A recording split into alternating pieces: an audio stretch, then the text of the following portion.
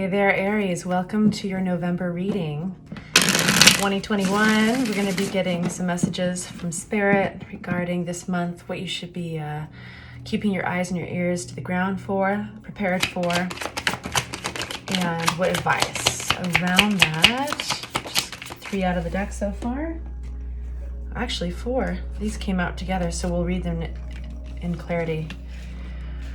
All right. Wow, we've got a lot of major arcana here. We've got Magician out with the 2 of Swords. We've got Empress card and we've got Judgment. It doesn't look like you're going through something subtle. There's something you're trying to manifest here. There's a decision to be made in the very early stages of creating something you want to go forward in.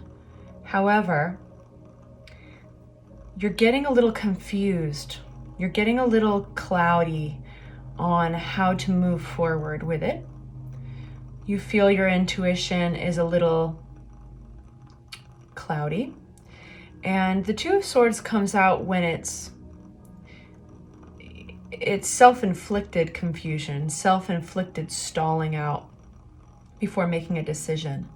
So something about going forward is giving you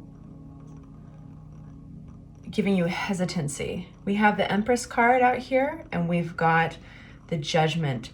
Empress card is a really wonderful card depending upon what you're going through, and we will be getting clarity soon.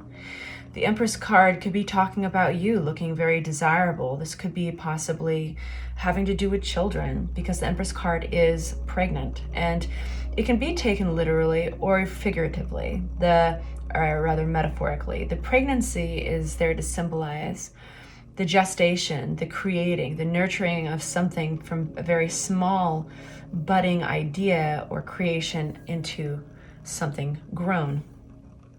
And so the Empress energy is yet another very powerful and feminine manifesting energy, out with the Judgment card. Some of you guys, it feels like some of you guys are going to be making a decision around whether or not to keep a child. That's going to be a small portion of you, I know. But it will be life-changing. So the Judgment card comes out with some big transformations. And so whatever it is that you're manifesting, Aries, it's not a subtle thing. Let's get a little bit of clarity on your circumstances, and then we'll be getting some advice. 2 of Swords, please. Why are we getting 2 of Swords here for Aries? Flipping in the deck, Queen of Pentacles.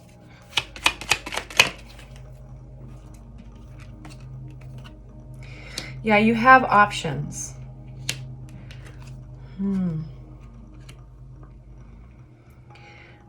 I feel that it's not a question about work. I don't think that you're scared about investing yourself into this new beginning.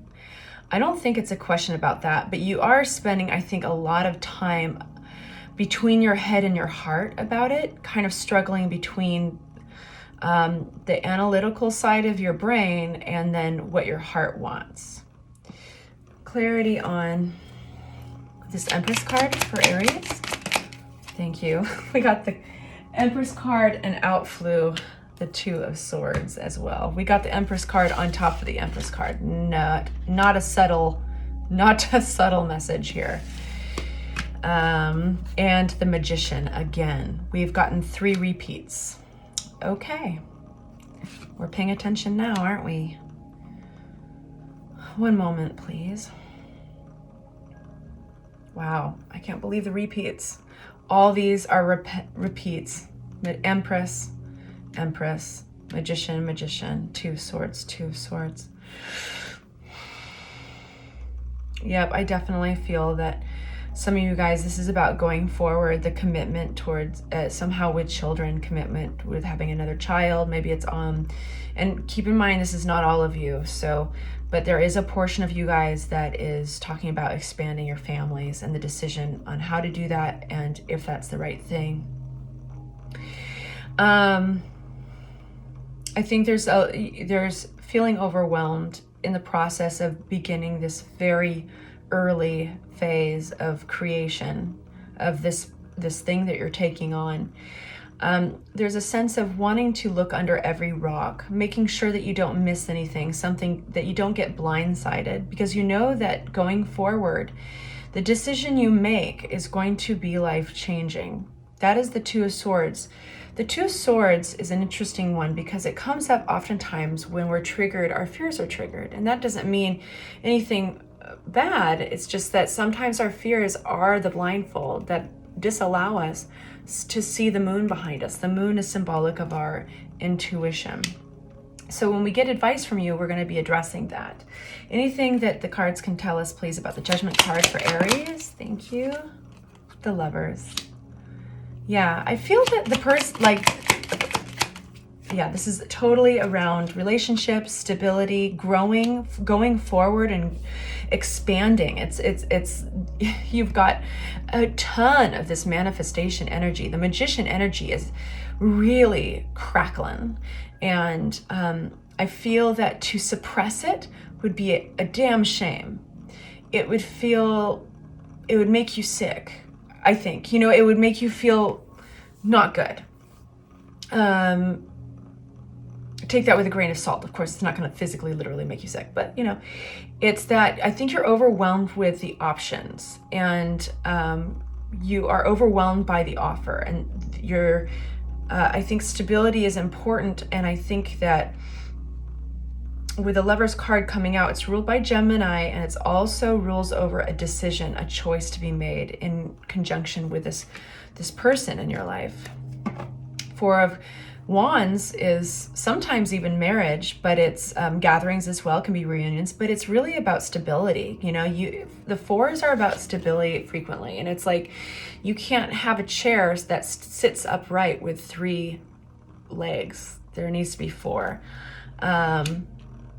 Okay, so that being said, I'm going to put that deck aside, and we're going to be getting some insight on what to say yes to, how to go forward with this, okay? This is very interesting and exciting, but I can feel there's almost the weight of the decision. I can feel the weight on you, Aries. And although it's all very well and good, I have this feeling that things are going to get really clear. It's like the quiet before a storm, and the storm in a good way. But the storm would be symbolic of the decision in this case, the decision on how to move forward with what you're creating. And that quietness that you're in, so to speak, this indecision of the twos, the Two of Pentacles, the Two of Swords, that has a place as well. And it's important to remember, just like we all hate the word procrastination. That gets such a bad rep, for instance. But procrastination has got its purpose. Its energetic purpose.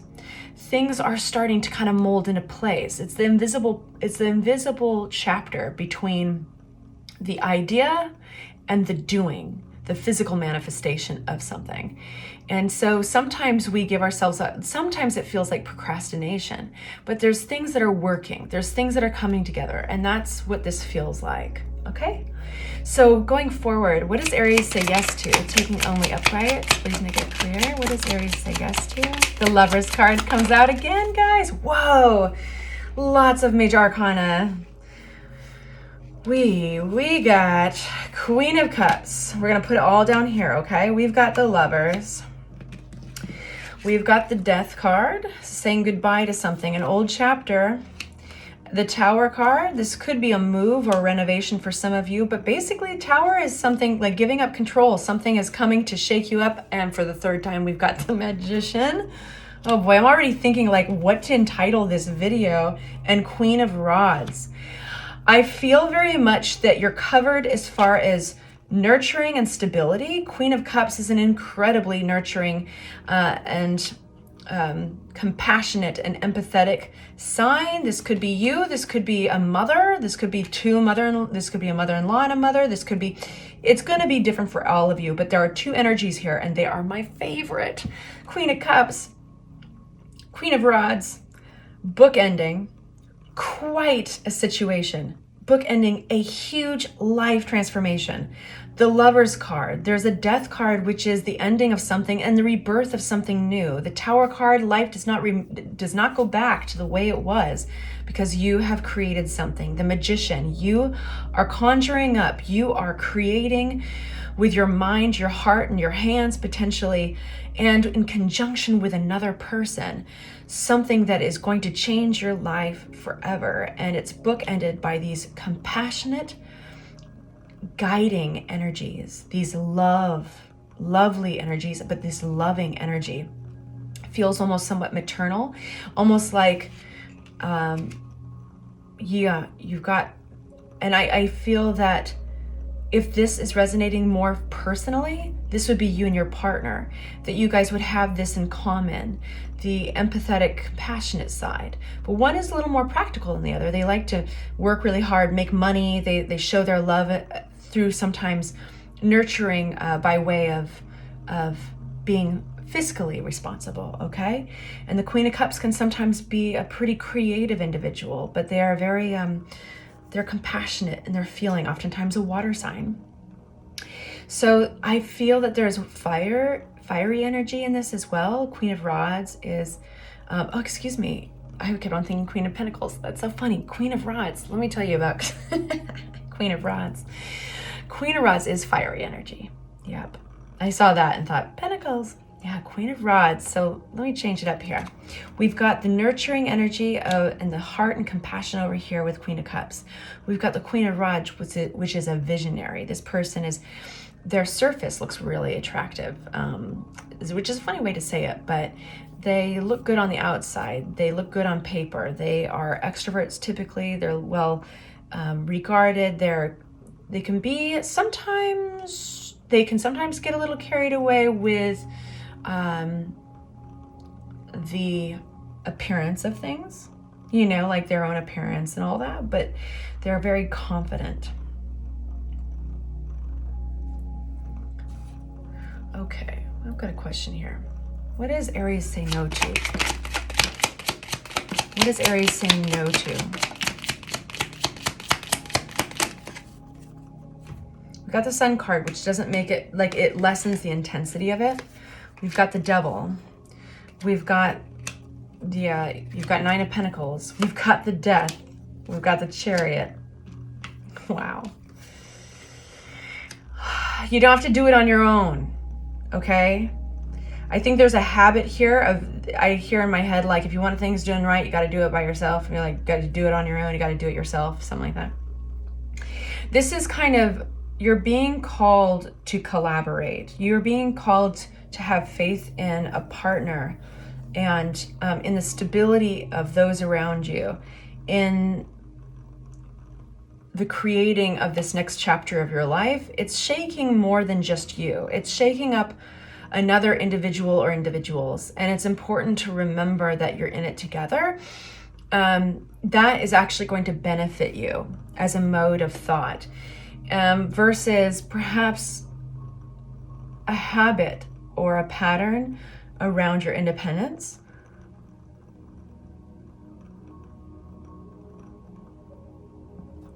One sec.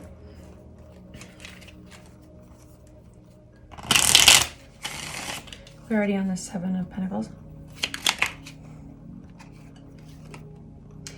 I feel that there could be a conversation that wouldn't serve you here, and that would be kind of like, hey, I'm doing my part. I'm really exhausted. And there's nothing wrong with saying those things. I would just be aware of alienating yourself, and kind of pushing yourself away from the one or the ones that you love in this situation, because it's going to shut down all of this magician energy. You've got all this magician energy, and magician energy, it's kind of like it can't exist in a vacuum. Like it can't exist if you suffocate it. And so be aware of how you might suffocate that energy. And this feels kind of like, I'm doing this on my own, my way or the highway. Yeah, getting the Emperor card, like justice. Justice is ruled by Libra. We've got Temperance ruled by Sagittarius. And here you are at the Emperor, you know, and Four of Pentacles. Yep, exactly. I would say this all is saying, you know, if you want something done right, you got to do it yourself. I'm on my own here. And then possibly even communicating that it won't probably lead you to the goal you want to arrive at, if I may say so. But I'm very, this, even though we've got the Death card and the Tower card, this feels very much like more of a very special life change. And even though it might be overwhelming, remembering that you're not doing it alone, that you have a partnership in this, even when it gets a little bit scary, remembering that you actually have it in you to do the work around it. But in making this decision, be kind to yourself and be aware of those supports around you. Because the most important thing that continually pops up in this reading is the Magician. And that is a very strong and yet delicate energy. It can't survive if you suppress it. And looking at your life and the ways that you might be suppressing it, it feels like it could be a rhetoric that you might tell yourself. I don't think you tell yourself that all the time. I just think it's something to be aware of. And I'm wishing you luck. It's very exciting. It looks like a very new chapter. You're not doing it alone, but you're doing it in your way, which is very Aries. I love you guys.